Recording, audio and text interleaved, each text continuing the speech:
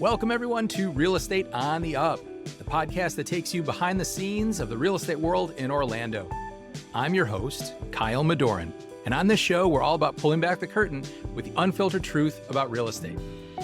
We're not just here to sell houses. We're here to provide concierge-style service because everyone loves being treated like a VIP. This podcast is your go-to resource for transparency, integrity, and the knowledge you need to make smarter real estate decisions.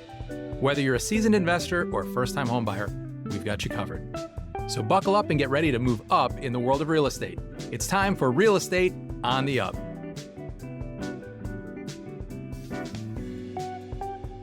Welcome back to Real Estate on the Up with me, Kyle Madorin, founder of Upwell Realty in sunny Orlando.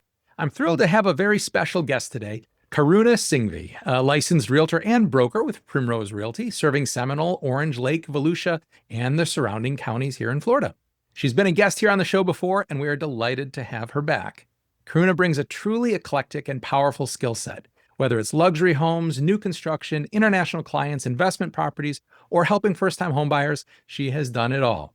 A Florida resident since 2003, Karuna has traveled all over the state for the last 22 years, building boots-on-the-ground knowledge of Florida's diverse markets. Helping families isn't just business for her, it is personal. She views real estate as matchmaking, connecting people and places, building relationships, and creating lifelong friendships, not just transactions. Today, we're going to dig into some juicy topics like how international buyers are shaping Florida's housing trends, what first-time homebuyers in Central Florida are wrestling with, and also how homeowners should think about selling in a softer market and rising insurance costs. Just some of the things we'll be talking about today. So Karuna, thank you so much for joining me. It's great to see you again. Thank you, Kyle, for having me. And hello, everyone. It's good to see you all again. And I'll try to answer whatever questions we have for you guys today. That's great. I know you're going to do a great job and offer some amazing insight. Thank So you. let's talk first about our global real estate climate, because it's something that you are really keyed into compared to many real estate agents. You deal with a lot of international customers. So Yes. tell us, based on what you're hearing as feedback and what you're seeing working with them, what is going on with the international climate in terms of people looking to buy and sell here in Florida? As you know, the international buyers have always remained a strategic niche in Florida area. And this is one of the most wanted states and cities, Orlando area and South Florida, for the investors to put their to buy the properties either for vacation homes or second homes, or if they want to move. So a lot of people want to move here. And according to the NAR, 21% of international home purchases in most NAR window. NAR is National Association of Realtors, and that they have seen 21% of international home have been purchased in Florida area. Wow, that's amazing. I didn't know that. Yes. And then it was down back in August 2023 to July 2024 window, but because of the high prices and the interest rates, but they have gone up again, and especially in South Florida area. And there are some growing pockets in Orlando, which accounts roughly 11% of the whole of Florida's international purchases. Wow, that is amazing. So that's excellent news for agents who are looking for sources of leads, customers, because right now we know that domestically, we're still not seeing a huge surge in buyer activity. So that's great to know that internationally that's there. Yes, and then it's, as you know, it still remains the biggest destination for the U.S. International buyers. So about 1 in 5 foreign purchases happen in Florida. You'll be surprised to know. Yes. And then these all vacation homes or second homes or the condominiums bring strong all cash buyers. So I was just pulling up some information from the NAR. 2/3 of Florida international buyers paid all cash, higher than the average U.S. average. Yes. That's amazing. Wow. Well, that's excellent news as well, because we like having those cash buyers. It makes things very smooth. The Correct. transaction is very simple in that way. So, and also for their sake, buying cash when you're international is much easier than securing an international mortgage for a foreign national. Yes. So Yes. yeah, So there are a lot of hoops if you do the mortgage, because You have to understand if it's a US mortgage or their home mortgage, or how to bring money from their country to our country here. So it's not hard, it's not easy, but it's not impossible. So a lot of people Right. do that, but all cash is always a good idea. Excellent. Because this is a specialty of yours, is there a certain source that you can point to say this is where many of my international customers come from? How do you identify those customers and be able to get in front of them? I do a lot of international marketing there. Of course, we put our properties on MLS, but there are other international websites where we can promote our listings, or we can find buyers who are looking in there. And National Association of Realtors and Florida Realtors they do a very great job on finding where the buyers are coming from, where the flights are landing from here in Florida, or where the flights are going from Florida to which country. So that way they can gather all the information and provide us realtors where these people are coming from. I do have some referral companies that I work with that provide me with the referrals who are thinking of buying an investment properties or condominiums or a second homes here in Orlando area. So that's where I get my leads from. And just to let you know, Florida draws buyers from Canada, Argentina, Colombia, and Brazil. So Latin America is a big part of investors buying here. And most of them, I would say, all cash buyers.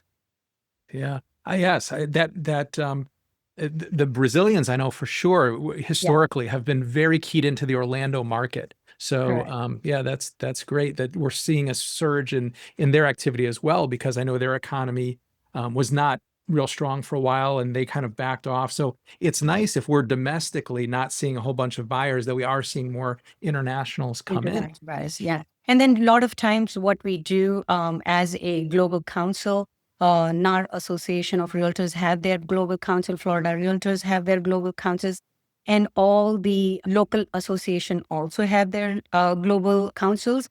They take their realtors to different countries. So recently we had gone to Canada, we had gone to UK, we go to Brazil, Colombia. Right now there is another convention happening in Portugal, where they take the realtors from across the US or Florida or your local organization and introduce us to the market over there, where they can understand what's going on in Florida and what we can understand what's going on in their country, and we can exchange our buyers and sellers there. So that is, I think, the biggest option or biggest thing that we realtors have, where we can exchange our ideas and what's going on in our markets with each other. Yeah.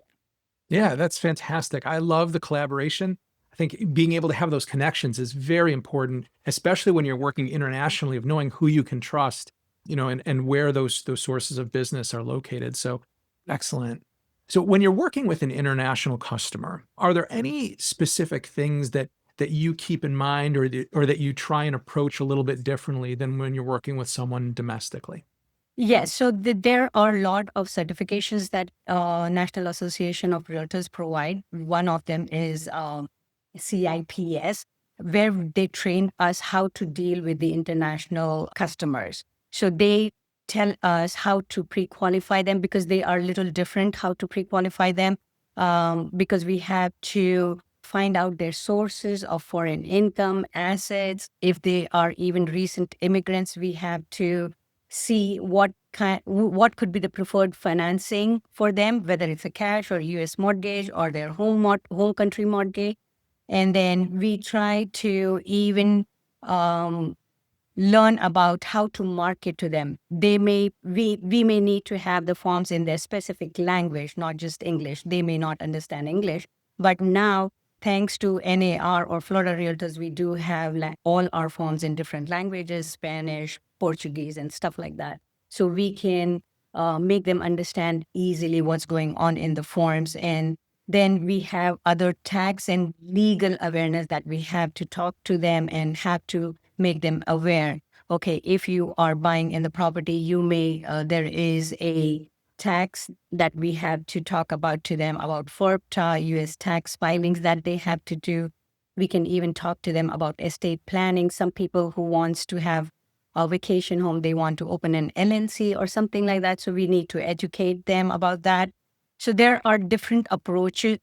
That's a total different approach from what we do with the domestic customers than the international customers. So we have to educate them a little differently what we do with our domestic clients. No, that's amazing. And to go through that whole list of things that you have to think about, you really do have to be prepared. And Yes. because obviously you want to achieve success for your customer. You don't want to get into the process and then have everything fall apart. And it's our jobs as real estate agents to make sure that we're looking after all those little details and all the little things that need to come together successfully to close. Yeah, and it is always a good idea to prepare yourself as an agent with all the people that you work with, whether it's a CPA, whether it's our lawyers, immigration lawyers, CPAs, or any vendors that you want to work with, which would help even people who could translate for you. Maybe you don't speak that language, but there is a person who can translate for you. So all these people you need to have in your pipeline. So if you have a global customer, you can easily transfer everything to them, and then they can understand nicely what they would be dealing with. No, that's a great point. And one of the people who you mentioned who would be a good person to partner with is an accountant, because one of the Correct. things that foreign sellers deal with is FIRPTA, Correct. FIRPTA, FIRPTA. Can you explain what FIRPTA is for people who are not aware of that? So FOBTA is the tax that when a buyer is buying a property in US, IRS holds up at least 15 to 30% of the purchase price in there for the tax purposes, just in case if the seller does not pay, the buyer ends up paying. So a realtor has to be really well versed with FOBTA. How does it work so that the buyer does not end up paying the taxes, which the seller is supposed to. But then just for the sake of it, the IRS holds up at least 15 to 30% of the purchase price in taxes. Yes. Yes. They And will refund that it can be a back if the chunk, right? seller is done. Yes. Yeah. Yeah. But if you approach it, if you talk to an accountant beforehand who specializes in FIRPTA, they can sometimes get that mitigated or reduced. And so Yes. I think that's really And good. it all depends on your purchase price as well. Yep. Yeah, super important to know for everybody involved is that tax, because that can be a huge chunk you weren't expecting. So Correct. it could be a really nasty surprise if you're not aware of it. Yeah, and then a lot of people from global people, they do not know about the HOA that we have to pay, the taxes that we have to pay, the home insurances that we have to pay. It's always a good idea to educate them that, okay, these are all other expenses that they may have to go through. Right. Now, switching gears from international customers to a group of customers who has been hit rather hard in the United States for the last few years, that's first-time home buyers. It's Correct. been a very challenging marketplace for them. So Yes. focusing now on that group, what are the biggest hurdles that you see new buyers facing who are first-time home buyers here in Central Florida? The first and the biggest one is the affordability. I mean, this is the biggest hurdle right now. The Yep. prices, the interest rates, and the competition are squeezing the first time home buyers more than ever in the Central Florida. The prices, the median prices in Orlando right now, you'll be surprised to know, is 390 to 400,000. It is so difficult for people to buy anything that is 300K or less. Yeah. It's less than 15% of the active inventory. So for the first time home buyers, the affordability is really squeezing them and then making them competitive to the investors. The investors are still on the market. They are still buying. So the major thing that the first time home buyers are going through is the high home prices, then the higher mortgage rates, and third, as we all know, the rising insurances and taxes. The insurances have gone up almost double the price in last just 3 years. So that's really impacting them. And then the the cash investors and international buyers or institutional buyers who are trying to buy the properties. So that's really making difficult especially for the FHA and VA buyers, not just the first-time home buyers. Yeah, it's interesting that, overall, we're seeing kind of sluggish buyer demand right now. There's not as Yes. much buyer demand as there No. was previously. But in that end of the marketplace, like you're saying, 300,000 in that range, we're still seeing heavy competition. And it's because home buyers are competing with, like you said, investors and people who are looking to pick up properties that are less expensive because they can give a really great return. Yeah, just for example, I just listed a property at 215. I'm having at least 4 or 5 showings every day. Wow. Yeah, that's amazing. Only because of this competition, there is no property there are very less properties that are valued below 300. And if there is a lot of competition on that. Yeah, absolutely. I agree. And if you're dealing with that as a buyer, you have to be aware that even though you might be seeing the media, the news saying, "Oh, it's a buyer's market. Buyer's You market. buyers have the leverage. Prices are coming down. There's not as much happening. It's very sluggish." That's not always the case. I mean, it really depends on the price point, like you were saying, and also the location plays a huge role in that as well. Location plays a huge, huge role because even in Central Florida or any state, I think there are parts where you may find some properties which are 300 and below, and there are properties which are like 300 and 500, and then that's how it goes. So it totally depends on location to location where you're buying. Maybe where I want to buy, there is no property that's available under 300K Mhm. because my kids are going into school and that's where I want to buy, but there is nothing that I can buy there. So I have to move my market somewhere else. Yep, absolutely. Yeah, sometimes you have to be flexible like that. Yes. Yes. So So when that's you're what we working, try to teach our first time home buyers, that you will have to have a little bit of flexibility because of all these affordability problems that we are having right now. exactly. And so I was just going to ask, when you're working with first-time home buyers, then is there anything in particular that you're using to educate them, to prepare them, and to guide them through this process to make it a success? So the first and foremost, as we all realtors know, that we want them to educate them because they are the first time home buyers. They do not know anything about it. They think it is just you look at a house, you like a house, you put the price on the house, you buy the house, and that's it done. No, there is a lot of things that goes into that. So we try to help them understand the real numbers. What are the other available programs for first time home buyers that I will talk to you right after this one, and then how to put a competitive offer for that particular property.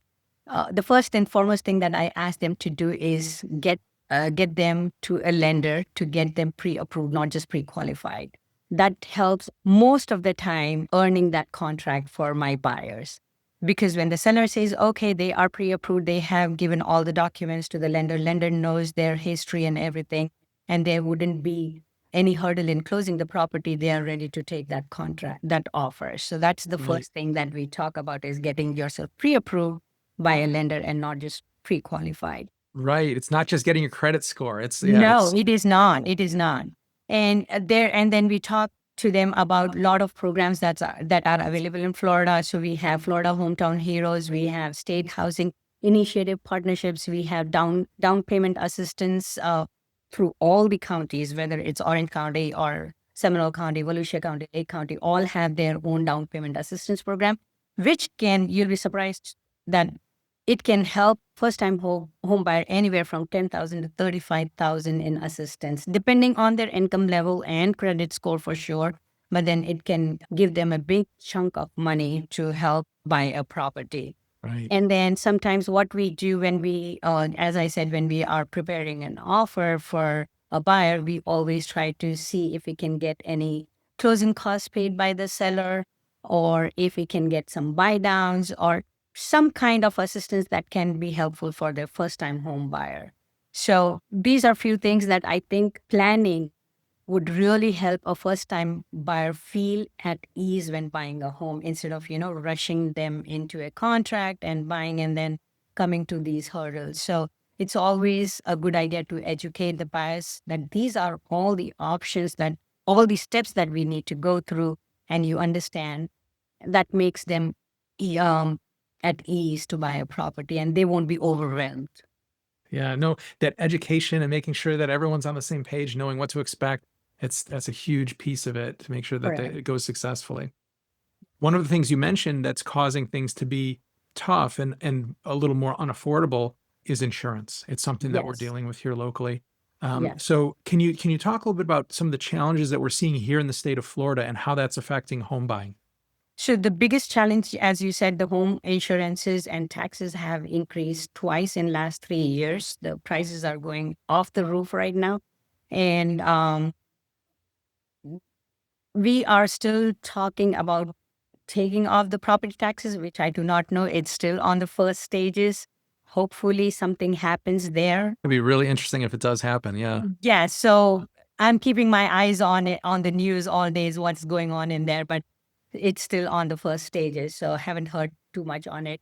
But again, the biggest thing or hurdle would be the interest rates, the price, home prices, and the home insurances and taxes. And sometimes the first time home buyers, they do not have to buy a huge home. They can buy a smaller home or a townhome or a condominium so that they can minimize their monthly payments. So that could help them in affording property instead of just renting and putting all the money in rent, which goes nowhere. It goes into the drain. And they Yeah. are building an equity. Even if it's a smaller home, the day that they buy the house they're building their equity. So Yeah. what I usually tell a buyer is when you're financially ready, that's the right time. It's not the home prices, it's not the interest rates, it's nothing like that. When you know you can pay that monthly payment is the right time for you to buy the property. Mhm. Absolutely.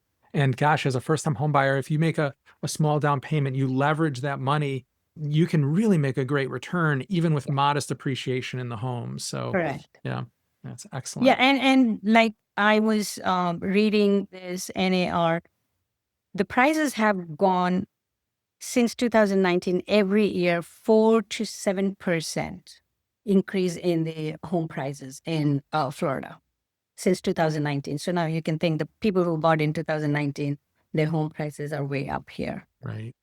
Yeah. So yes. Yeah, and hopefully we'll begin to see more of a regular appreciation, in the next few months Yes. as interest rates continue to come down, as Yeah. buyers continue to get in the game. So Correct. that's good. Yes. We are dealing with something else here in the state of Florida that's unique, and we've Mhm. been sort of identified as one of the top markets in the country as far as this concerned, and that's foreclosures. We're Yes. beginning to see some more foreclosures that for so many years there were almost none on the market at Yes. all. And when it comes to foreclosures, then there's certain things that there are these myths that exist out there about how they work and what they offer as an opportunity for people to buy. Are you dealing with anyone who's looking at REO or foreclosure listings? And if so, what are you seeing in that world right now? So most of the time, the investors are the people who are looking to buy REOs. They think they can get it cheap, but it is not true all the time. It may Yeah. be true sometimes, but it is not true all the time. REOs are coming back in the market with a great condition. I just have a property that we listed. The bank rehab the whole house. New Oh roof, wow. new bathroom, new kitchen, new flooring, new paint, everything ready for the buyer to buy the property and not sell it to an investor, but to a first time home buyer or a primary homeowner who really wants to buy and live in that house. So, a Yeah. lot of banks are doing that. They are rehabbing the homes so that these people can buy.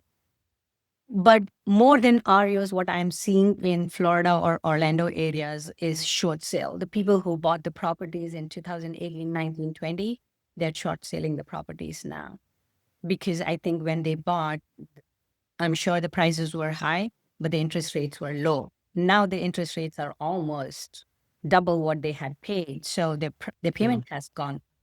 So now they are trying to short sale the properties. I'm seeing that a lot for people who bought like in 2022, because that was kind of the peak of the market. That's when Correct. everything was at its highest. And so if you bought, and we didn't know that we were going to all of a sudden see interest rates spike Interest rates and go then high. prices start to soften. So I am seeing more of that myself as well with the short sales, with people who were so used to seeing this annual appreciation year after year after year. We are in now a declining marketplace, or at least a plateaued marketplace. And so that's an interesting situation for sellers to be in. Yes. Um, So it's not just, I mean, we definitely have an equity when we bought it, but then the only thing what I feel is the payment. What they thought their payment was, say, for example, 1,700. Now it's already 3,200 because of the interest rates. right. So if they did not do the fixed rate, then the interest rates have gone up, and that's why they are doing all that. The home insurance has gone up, the taxes has gone up. So that all increases their monthly payments. So I think that's what making them get into trouble, because I just did one short sale and I'm dealing with another one, which I just listed. So Wow. short sales are coming up big time, not Yeah. just REOs. I thought it was very interesting what you mentioned about REO, which stands for real estate owned, by the way, if you're not familiar with that term. REO, real estate owned, it's a foreclosure. It's where the bank or the lender has taken control of that property again from the previous owner. But I am seeing the same thing that you are. I think because there's a smaller volume of them. And so the banks can focus more attention on them. They're going in there repainting, they're putting in new carpet, they're fixing it up, and they're not discounting it like I think many people No, saw before. So it used to in the past where you'd say, "Oh, I'm interested in buying a foreclosure because I can get it cheap. I can go in there and fix it up and then resell it at a higher price." Well, that's not really the case anymore. The banks are doing that. no, So no. so And yeah, even if these banks they want to give the first chance to the primary homeowners. So they will right. list the properties 15 days, 20 days just for the primary homeowners. So investors can't even touch them. So that's another good thing that what I think for all the first time home buyers or primary homeowners, that they do not have to compete just in the traditional market. They can at least, if they want the foreclosed homes, they can get into those also. And I think based on what I'm seeing, I know people have pointed to that and say, "Hey, there's more foreclosures now. We're going to see a market crash. It's going to collapse." No, I don't see any I indication that that don't could think so. possibly happen. Okay. No, You and no. I are on the same page then. Yes, yes. I mean, see, when we saw the crash, that was a total different market. When I talked to people about REOs or real estate owned properties by banks, that was a different market. And that happened, whatever happened in 2005, 2006, happened due to some other reasons. And what's happening right now is a totally different scenario that the REOs are happening. This is a traditional thing that's happening. We Right. did have moratorium during the COVID where we could, the banks could not foreclose. That's why we did not have any foreclosure that time. That's why if you see more of foreclosures, it's only because of that. It's not that the market is crashing right now. No, it's not. Right. Absolutely. Yes. No, I agree with you. We are in a very stable market, even though it's not a market that's appreciating like we saw before. Yes, The market is still healthy. It's relatively evenly leveraged right now. It's a balanced marketplace. So we're not correct. in necessarily a strong buyer's market or a strong Or seller's strong market. seller. It's pretty neutral at the moment, which is Yeah. refreshing because we were in such a strong seller's market here for so long. Oh my God. Oh my God. I still remember when it was a seller's market, the property had so many offers, bids, and people were paying more than what they were asking for. Yeah. And all of a sudden, then there was a dead patch for a few months. And now it's becoming a buyer's market. But again, if it's a good location, as you said, it's a good priced home, it's a ready to move in home, buyers are there to buy the property. There are buyers, yes. Absolutely, there are. Yes. And if buyers are looking for someone who specializes in international customers or investments, first-time home buyers, any of the above and more, Karuna, you are a perfect agent to reach out to. And so what are the Thank you. best ways that someone could get in touch with you if they wanted to? So I have a website, karuna.realtor. You can go on there. My phone number is 407-760-3297. You can reach out through my email, karunasellsflorida@gmail.com. KARUNASELLS, Florida spelled out @gmail.com. Or text me, call me. I'm there. Just Google me. I'm there. That's great. Well, Karuna, thank you so much for joining us today and for your time once again. It was great having you on the show for the second occasion. Thank you, Kyle. It was pleasure talking to you. And thank you, everyone. If you have any questions, please don't hesitate to reach out to me. Thank you. I know they will. Thank you, everyone, for tuning in to another episode of Real Estate on the Up. We'll catch you next time. Bye-bye. Bye. As we conclude another eye-opening episode of Real Estate on the Up, I want to express my appreciation for joining us. Thank you for being a valuable part of the Real Estate on the Up community. Your time and engagement mean the world, so make sure you subscribe and leave a review. Your real estate goals are my priority, and my team and I are here to provide the personalized attention and service that have earned us high recognition. If you have questions, need guidance, or are ready to make a move, don't hesitate to reach out. I'm just a message away. I'm Kyle Madorin. one of Rate My Agent's top 100 in the United States, signing off. Until next time, take care and make those real estate dreams a reality.